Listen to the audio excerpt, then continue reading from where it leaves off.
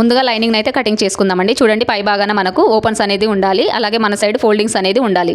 చూసారు కదా, ఈ విధంగా ఫోల్డింగ్స్ అనేది మన సైడ్ పెట్టుకోవాలి. ఇలా పెట్టుకున్న తర్వాత ఇప్పుడు ఈ కింది భాగం ఉంది కదండి, ఈ కింది భాగాన్ని మనము ఈ వీడియోలో చూసినట్టు కోన్ షేప్ లాగా ఇలా మనము ఫోల్డింగ్ అనేది వేసుకోవాలి. చూస్తున్నారు కదా వీడియోలో చూపించినట్టు ఇలా కోన్ షేప్ లాగా మనము ఒక ఫోల్డింగ్ అనేది వేసుకోవాలి.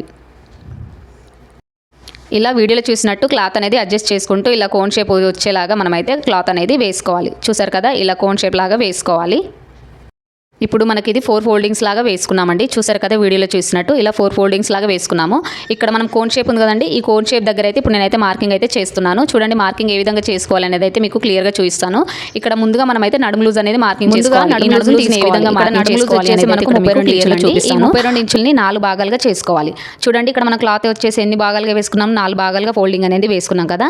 కాబట్టి ఇక్కడ మనం వచ్చిన నడుము లూజ్ని 4 భాగాలుగా చేసుకోవాలి. 4 భాగాలుగా చేసుకుంటే ఎంత వస్తుంది, 8 ఇంచులు వస్తుంది. ఇప్పుడు మీ నడుము లూజ్ 36 ఇంచులు ఉందనుకోండి, దీన్ని 4 భాగాలుగా చేసుకోవాలి. చూడండి 4 భాగాలుగా చేసుకుంటే మనకు 9 ఇంచులు వచ్చింది.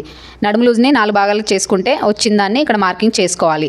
ఈ వచ్చిన దానికి మనం ఒక 1/2 ఇంచ్ అనేది కలుపుకోవాలండి. ఎందుకంటే మనకు నడుము లూజ్ అనేది మనకు ఖర్చు భాగంలోకి వెళ్ళిపోతుంది కదండి, స్టిచ్చింగ్ చేసుకోవడానికి ఒక 1/2 ఇంచ్ అనేది మనము ఇక్కడ కలుపుకోవాలి. వచ్చిన నడుము లూజ్కి మనం ఒక 1/2 ఇంచ్ అనేది కలుపుకోవాలి. అలా కలుపుకుంటేనే మనకు ఫిట్టింగ్ అనేది పర్ఫెక్ట్గా వస్తుంది. ఎందుకంటే మనకు స్టిచ్చింగ్ చేసేటప్పుడు సైడ్లకు అయితే కొంచెం ఖర్చు భాగం అయితే వెళ్ళిపోతుంది కదా, దానికోసం అయితే అలా మార్కింగ్ అనేది చేసుకోవాలి. ఇప్పుడు నడుము లూజ్ మార్కింగ్ చేసుకోవాలి. చూడండి టేప్ని వీడియోలో చూసినట్టు ఇలా పైనుండి కింది భాగానికి పెట్టుకోవాలి. ఇక్కడ 9 ఇంచుల నుండి అయితే నేను మార్కింగ్ చేసుకున్నానండి. మార్కింగ్ చేసుకొని ఇప్పుడు మనము కొలుచుకోవాలి. ఇక్కడ ఎంత వచ్చింది, 7 ఇంచెస్ వచ్చింది. పైన టేప్ని 9 ఇంచుల వరకు పెట్టుకుంటే నాకు రౌండ్ అనేది నడుము లూజ్ అనేది నాకు ఇక్కడ 7 ఇంచెస్ వచ్చింది. అంటే ఇప్పుడు మనం తీసుకుంది రాంగ్ అన్నమాట. ఇప్పుడు నెక్స్ట్ మనం ఎంత తీసుకోవాలి, 10 ఇంచెస్ నుండి అనేది తీసుకోవాలి. చూడండి ఇక్కడ నేను 10 ఇంచెస్ నుండి ఇంకోసారి తీసుకుంటున్నాను నడుము లూజ్ కరెక్ట్గా రావడం కోసము. ఇలా వీడియోలు చూసినట్టు ఇలా మార్కింగ్ అనేది చేసుకోవాలి. ఇలా మార్కింగ్ చేసుకొని ఇప్పుడు మళ్ళీ ఒకసారి నడుము లూజ్ అనేది చెక్ చేసుకోవాలి. చూడండి వీడియోలో చూసినట్టు ఇలా టేప్ని ఇలా మనం రౌండ్గా పెట్టుకొని చెక్ చేసుకోవాలి. ఎంత వచ్చింది, 8 ఇంచులు. మనకు రావాల్సింది ఎంత, 8.5 ఇంచులు.